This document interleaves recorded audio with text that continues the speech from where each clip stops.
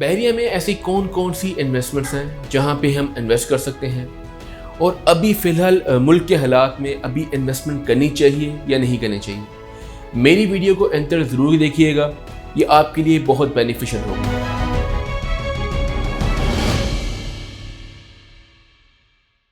अस्सलाम वालेकुम viewers, this is Salman Syed from titanium group. उम्मीद है आप लोग खैरियत से होंगे और अपनी एक अच्छी ज़िंदगी गुजार रहे होंगे। आज का जो मेरा टॉपिक है ये एक बहुत इंटरेस्टिंग टॉपिक है कि हमें बहरिया में ऐसी कौन कौन सी इन्वेस्टमेंट है जहां पे हम इन्वेस्ट कर सकते हैं। और आज मैं 2 से 3 क्यूरीज हैं जो कि 90 to 80% लोगों की है वो भी डिस्कस करूंगा और उसके हवाले से एक मैं आपको एडवाइस करूंगा। सबसे पहले मैं इन्वेस्टमेंट अपॉर्चुनिटीज़ के बारे में थोड़ा सा आपको गाइड करता हूँ। बहरिया में अभी आपको जैसे पता है कि 2-3 मेगा डील्स लॉन्च हुई हैं, जिसमें हम बात करें सेक्टर जी और सेक्टर एच की।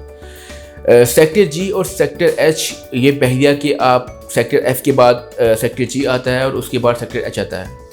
ये बहरिया ने पहली डील निकाली हैं जो आपको इंस्टॉलमेंट पे प्लॉट जो है वो मिल रहे हैं। बहरिया में जितना भी मोस्टली जो काम होता है वो हमेशा ऑन कैश होता है। कोई भी आपने चीज़ परचेस करनी है, प्लॉट के हवाले से मैं बात कर रहा हूँ, तो वो आपको ऑन कैश मिलती है। अब इसमें इन्वेस्टमेंट क्यों करनी चाहिए? सबसे पहले मैंने आपको जैसे बताया कि बहरिया में जो भी कोई ऑन ग्राउंड चीज़ आती है उसकी प्राइसेस जो हैं वो ये नहीं होती जो आपको अभी सेक्टर जी और सेक्टर एच में मिल रही है। ज़ाहिर है जो चीज़ ऑफ ग्राउंड है उसकी वजह से उसकी प्राइसेस में थोड़ा सा जो है वो कमी है। अभी के जैसे आपको पता है कि सेक्टर जी और सेक्टर एच अभी लॉन्च हुआ है जिसमें आपको अभी इन्वेस्टमेंट अपॉर्चुनिटी मिल रही है। जैसे कि आपको पता है कि जब भी कोई चीज़ ऑफ ग्राउंड होती है तो वो अपनी मिनिमम प्राइसेस पे होती है। जैसे जैसे चीज़ें ऑन ग्राउंड होती हैं, जैसे मैंने आपको बताया है कि इसका जो पेमेंट प्लान है वो है भी 3 मंथ्स का पेमेंट प्लान है और विद इन शॉर्ट टर्म ही इसमें एक इन्वेस्टमेंट अपॉर्चुनिटी आपको मिल रही है। अगर हम इसकी लोकेशन की बात करें तो इसकी लोकेशन इसकी बड़ी अच्छी इन्वेस्टमेंट अपॉर्चुनिटी बनाती है, क्योंकि हम जब भी कोई इन्वेस्टमेंट देखते हैं तो हम उसकी लोकेशन से देखते हैं। इसकी जो लोकेशन है वो जाती उमरा रोड पे है। अगर हम जाती उमरा की रोड की बात करें और ओवरऑल वहाँ पे सोसाइटीज़ की बात करें तो वहाँ पे बहुत सी सोसाइटीज़ बन रही हैं। अगर हम रायवन रोड की बात करें तो रायवन रोड में फ़िलहाल आपको one of the top societies मिलती हैं जिनमें इतिहाद टाउन लेक सिटी आता है। इसकी लोकेशन में अगर हम देखें तो अगर आप इसकी अप्रोचेस की बात करें तो जस्ट 20 to 25 मिनट्स आप विद इन लाहौर कहीं भी जा सकते हैं वाई रिंग रोड। आप इसको असेस कर सकते हैं। कहीं भी आप जाना चाह रहे हैं, फिरोजपुर रोड जाना चाह रहे हैं, अस्किरी जाना चाह रहे हैं, DHA जाना चाह रहे हैं, कहीं भी आप जाना चाह रहे हैं तो आप सिग्नल फ्री जा सकते हैं। और अगर आप इसको ठोकर न्याज बेग से देखें तो ठोकर न्याज बेग से जस्ट इसकी जो ड्राइव है वो मिनिमम 15 to 20 मिनट्स की है। इसी तरह जौहर टाउन, वाबा टाउन इसके बिल्कुल सराउंडिंग में आता है, जिसकी वजह से ये जो लोकेशन है ये बहुत प्राइम कंसिडर होती है। और जैसे कि आपको पता है कि जिस सोसाइटी के साथ बहरिया का नाम हो या बहरिया या DHA हो तो आपको पता है कि उसमें इन्वेस्टमेंट की हमेशा आपको रिटर्न जो है वो ज़रूर मिलता है, क्योंकि DHA और बहरिया वो राइट नाउ पाकिस्तान के जाइंट्स हैं जहाँ पे लोग मोस्टली ब्लाइंडली इन्वेस्टमेंट्स कर रहे होते हैं, क्योंकि इनके नाम की वजह से इनका ट्रस्ट जो है वो लोगों में डेवलप्ड है। इसी में मैं कुछ आपको जो है कमर्शियल इन्वेस्टमेंट के हवाले से बताऊँगा। अच्छा, कमर्शियल में 2 तरह की फ़िलहाल बहरिया में इन्वेस्टमेंट चल रही हैं। एक तो रेंटल इनकम के साथ कुछ कमर्शियल प्रोजेक्ट्स आ रहे हैं जिसमें आप रेंटल इनकम भी गेन कर सकते हैं। अच्छा, रेंटल इनकम बेसिकली मकसद क्या होता है रेंटल इनकम का, मैं आपको ये भी थोड़ा गाइड करता हूँ। रेंटल इनकम बेसिकली उन लोगों के लिए होता है जो लोग अपनी जो है अमाउंट कहते हैं कि हमारी एक तो प्रॉपर्टी हम परचेज़ कर लें और साथ हमें इंस्टेंट बेनिफिट आना शुरू हो जाए, ताकि जैसे कि आपने कोई चीज़ बैंक में रखते हैं, आप कोई 50 लाख 40 लाख अपने बैंक में रखा हुआ तो आपको बैंक में उस चीज़ का फ़ायदा नहीं हो रहा होता। तो वही लोगों की कोशिश होती है कि चलो हम अगर कोई प्रॉपर्टी बाय करें तो एक तो हमारा जो पैसा है वो उसमें प्राइसेस में गेन आए और दूसरा हमें इंस्टेंट रेंटल आना शुरू हो जाए, ताकि जो महीने के आपके 100 सेविंग्स या कुछ खर्चे वगैरह होते हैं आपके वो साथ साथ निकलते जाए। जैसे कि आपको पता है कि बहरिया में बहुत बड़े बड़े मॉल्स आ रहे हैं, उसमें भी आपके पास इन्वेस्टमेंट अपॉर्चुनिटीज़ हैं। मॉल के अंदर आप एक कमर्शियल शोरूम अपना ले सकते हैं। मॉल में कमर्शियल शोरूम लेने का फ़ायदा क्या होता है, मैं आपको ये भी थोड़ा गाइड करता हूँ। मॉल में आपकी इन्वेस्टमेंट या कोई कमर्शियल शोरूम है या कोई आपने अपार्टमेंट लिया हुआ है, उसका फ़ायदा ये होता है कि हर तरह का बिजनेस वहाँ पे हो रहा होता है। जब हर तरह का क्लाइंट उस प्रोजेक्ट में आ रहा है या उस बिल्डिंग में आ रहा है, डैट मीन्स वहाँ पे आपकी जो है बिजनेस जो है वो भी काइंड ऑफ चल रहा होता है, क्योंकि हर तरह का क्लाइंट आ रहा है, एक चीज़ परचेस करे तो कोई ना कोई चीज़ होती है कि वो परचेस कर लेता है। जिसकी वजह से कमर्शियल जो हम मॉल में बात करते हो, जैसे आप एम्पोरियम मॉल की बात करें, सेंटोरस मॉल की बात करें, तो इनमें हर तरह की चीज़ आपको मिलती है, हर तरह का ब्रांड मिलता है। फूड कोर्ट होता है, अपार्टमेंट्स होते हैं, कमर्शियल शोरूम होते हैं, तो कोई ना कोई जो होता है बायर आपको मिल जाता है, जिसकी वजह से यहाँ पे प्राइसेस जो होती हैं वो आपको हमेशा जो रिटर्न है एक्सपेक्ट किया जाता है वो हमेशा ज़्यादा किया जाता है। अभी बहरिया में राइट नाउ अगर मैं कमर्शियल इन्वेस्टमेंट की बात करूं तो मिनिमम इन्वेस्टमेंट से हाई इन्वेस्टमेंट चल रही है। मिनिमम इन्वेस्टमेंट जो है बहरिया में पहली बार इंट्रोड्यूस हुई है, जो कि 1,75,000 से आप बहरिया में इन्वेस्ट कर सकते हैं। और अगर हाई इन्वेस्टमेंट की बात करें तो हाई जो है वो 12 से 20 करोड़ तक जा रही है।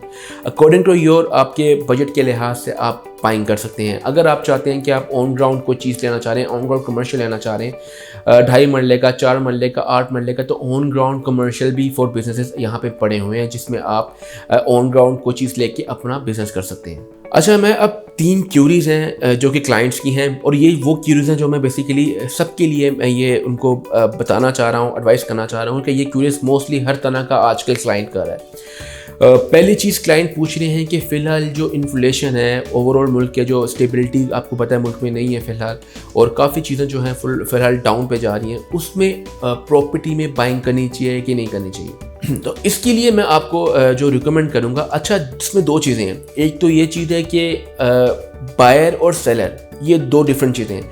अगर फॉर एग्जांपल आपने कोई चीज़ पहले परचेज़ कर ली है, जैसे कि हम बात करते हैं न्यू मेट्रो की बात करते हैं, इतिहाद टाउन की बात, कमर्शियल की बात करते हैं, तो उन लोग जिन्होंने पहले बाइंग कर ली है उनको तो मेरा ये एडवाइस है कि आप इसको फ़िलहाल होल्ड करें, क्योंकि अभी जिन्होंने पहले परचेजिंग की हुई है ओवरऑल प्राइसेस के लिए, ये सिर्फ प्रॉपर्टी की बात नहीं, आप गोल्ड देख लें, कोई भी चीज़ देख लें, तो हर जगह पे प्राइसेस में जो है वो डाउनफॉल है। जिसमें जिन्होंने पहले कोई चीज़ परचेज़ की है उनके लिए फ़िलहाल हम उनको होल्डिंग का मशवरा दे रहे हैं, ताकि आप अपनी चीज़ों को होल्ड करें और एक होल्ड करने के बाद एक आप अच्छा रिटर्न ले सकें। अब अपॉर्चुनिटीज़ किनके लिए? अपॉर्चुनिटीज़ की बात करें तो अपॉर्चुनिटीज़ उनके लिए जिन्होंने अभी कुछ बाय नहीं किया। अब जैसे कि मैं बात करूं कि जिन्होंने अभी परचेजिंग करनी थी या पिछली बार वो परचेजिंग नहीं कर सके, उनके लिए ये मेगा अपॉर्चुनिटी है कि फ़िलहाल इन रेट्स पे आप परचेजिंग कर सकते हैं, क्योंकि ये अभी जो आपको रेट्स मिल रहे हैं ये एक्चुअल रेट्स नहीं है राइट नाउ, क्योंकि प्रॉपर्टी में फ़िलहाल ओवरऑल प्राइसेस में डाउन आया है। अब जो न्यू बायर है उसके लिए तो ये अपॉर्चुनिटी है जो है वो स्टैंड कर रही है, ताकि आप तमाम लोग इससे, जो नए बायर्स हैं वो इससे फ़ायदा उठा सकें। दूसरी चीज़ क्लाइंट पूछ रहे थे कि हमें फ़ायदा किस में होता है, रेजिडेंशियल में होता है कि कमर्शियल में होता है। तो ये तो एक आप कह लें कि बेसिक चीज़ है कि कमर्शियल की value as compare to residential में हमेशा ज़्यादा होती है, क्योंकि वहाँ पे बिज़नेस होता है और बिज़नेस की डिमांड होती है। जिस चीज़ की डिमांड है या जिस चीज़ का बायर स्टैंड कर रहा होता है फॉर बिज़नेस, उसकी जो प्राइसेस में जो गेन है एज़ कम्पेयर टू जो है वो रेजिडेंशियल ज़्यादा होता है, क्योंकि यहाँ पे हर तरह का जो बिजनेसमैन होता है वो परचेजिंग करना चाह रहा होता है, और ओवरऑल कमर्शियल में क्योंकि ओवरऑल बायर स्टैंड होता है, ट्रैफिक होता है, उसकी वजह से जो यहाँ पे प्राइसेस होती हैं उसमें हमेशा जो है as soon as possible gain आ रहा होता है। जैसे कि आप कोई 1 कनाल का प्लॉट ले लें और आप 2.5 मरले का जो है या 4 मरले का कमर्शियल ले लें, तो आप उसकी वैल्यू का आप अंदाज़ा लगाएं तो हमेशा 2.5 या 4 मरले की कमर्शियल की वैल्यू ज़्यादा होगी। मैं ऑन ग्राउंड की बात कर रहा हूँ। अच्छा, तीसरी चीज़ जो क्लाइंट पूछ रहे थे कि मर्जिंग जो है वो क्या चीज़ है। बेसिकली मर्जिंग क्या होता है? मर्जिंग एक वैसे इस मर्जिंग का जो है वो टॉपिक है वो एक बहुत बड़ा टॉपिक है, उसके हवाले से इंशाल्लाह मैं एक जो है न्यू वीडियो बनाऊँगा। इन शॉर्ट मैं आपको थोड़ा सा गाइड कर देता हूँ। मर्जिंग बेसिकली होता है क्या है कि आपका कोई एसेट जो आप नहीं रखना चाह रहे या जिसमें आपको बेनिफिट नहीं हो रहा, वो आप किसी और चीज़ में मर्ज कर सकते हैं। जो चीज़ आप लेना चाह रहे हैं, क्योंकि वो आपकी जो एग्जैक्ट वैल्यू होती है उसको फिर असेसमेंट होती है, उसके हिसाब से वो चीज़ आपकी दूसरी चीज़ में मर्ज हो जाती है। मैं उम्मीद करता हूँ कि आपको मेरी ये वीडियो ज़रूर पसंद आई होगी। इसी तरह कोई भी क्यूरीज हैं रिगार्डिंग एनी सोसाइटी, क्योंकि as I told you before कि हमारा पूरे पाकिस्तान में हम इन 183 प्रोजेक्ट्स में काम कर रहे हैं, जिसमें मेगा सोसाइटीज़ हैं लाइक DHA बहरिया और सोसाइटीज़ इतिहाद टाउन, लेक सिटी, मैं लाहौर की बात कर रहा हूँ, इस्लामाबाद में चक्की रोड पे बहुत सी सोसाइटीज़ हम डील कर रहे हैं, गवादर में भी डील कर रहे हैं, इसी तरह high rise commercial projects, hotel, तमाम जगह पे हम डील करें। कोई भी क्यूरी आपके रिगार्डिंग एनी प्रॉपर्टी तो आप मुझे मेरे नीचे गिवन बिलो नंबर पर रब्ता कर सकते हैं। Thank you for watching video.